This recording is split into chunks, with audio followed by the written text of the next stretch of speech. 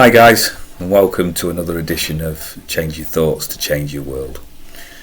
The aim of all of these recordings is to provide thought, to plant a seed, to help promote upliftment, and sometimes to just kick people up the arse to inspire them to make those changes that they know they should be making for themselves.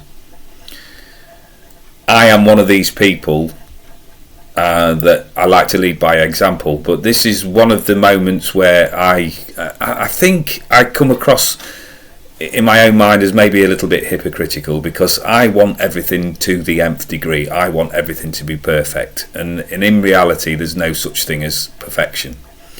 So when a statement is made, like usual, that got me around to thinking.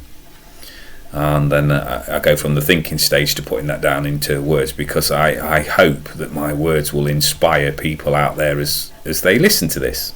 And that is my real hope. This one's titled Perfection. Just a few thoughts this morning. Perfection is often sought by the many and achieved by the few. I am what I term as a mechanical thought stripper, as I like to get my thoughts down to their rawest form. So I ask myself, why do I seek perfection? And then when it doesn't materialise every time, why I feel disappointed. Let's examine why perfection, or the high standard that I want to achieve, is a perception of my own reality. I want everything to be 100%, but the evidence has been consistent over my 51 years of life that it is impossible for me personally to achieve a consistency of 100%. I can put 100% effort in, but not achieve full marks in some task. What is a good result for one may not be a good result for another. Look at your own individual thought patterns. Is good enough truly good enough, or are you on that unrealistic path of seeking perfection? To your own self be true is a saying. So look at your own ways of approaching things. Consistency of application will bring in a certain set of results. If the results aren't what you want, look at the method of application and adjust them to suit your level of expectations. You are, after all, looking for better feelings from your efforts, so pick your ingredients for this process carefully.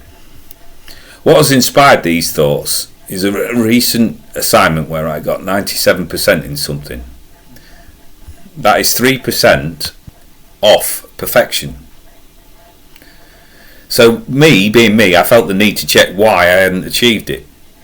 Careful analysis showed that 1% or 1 mark had been dropped as an oversight, and I hadn't fully understood the question. The other couple of marks dropped were not quite finding the information I wanted to articulate my thoughts. Did it affect my overall pride in achieving a distinction in this unit? Did it heck? You see, one of my flaws that I've always struggled with is compliments. I have always readily accepted criticism. Now, this is okay when you're getting the results from your thoughts that suit your inner narrative. However, when your thoughts and actions don't achieve the results you desire, the need for change becomes apparent. What I've learned over the years is the way that you manage your mind is down to you and you alone. You will always react to the stimulus that is going on around you, and that will form the basis of your thoughts. Tell yourself something, act on it, and it becomes real. Ask yourself, what are you telling yourself that you can or cannot do, because it becomes true, and then you write a program to make it real. My thought process used to be, if I accept compliments, it's a long way to fall, when inevitably I don't achieve 100% all the time. An insult or a perceived failure is different, because it's used in a different way, because if I got something wrong I could learn from it and apply it next time. I could only rise up from that loss. These days I have a slightly different perception. Let insults and compliments occupy the same amount of time in your head. Brief. Move on regardless and live in the now moment, as life is ever changing. Don't seek something that evidence shows that you are unlikely to achieve. Don't use your precious life's hours focusing on all of the things that you did wrong or that you lack. Equally, don't seek validation or permission from others to live your own true life. Own everything about yourself and take responsibility for everything that you do. Your life, you own it. In my eclectic mind, there are boxes containing nuggets of information that are waiting for a way of bringing them into light. Every now and again my mind will wander off task, and I will revert to an old way of doing something. I will then achieve an old result. What I want to assure you that it's okay to have off days. Just remember to check in with yourself regularly. What once seemed like fun, has it become a chore? Are you still on target and fully focused on your goals and aspirations, or have you gone off wandering? My final thoughts for today are: perfection can be achieved in your own world if you accept that it doesn't always have to be that magical figure of 100%.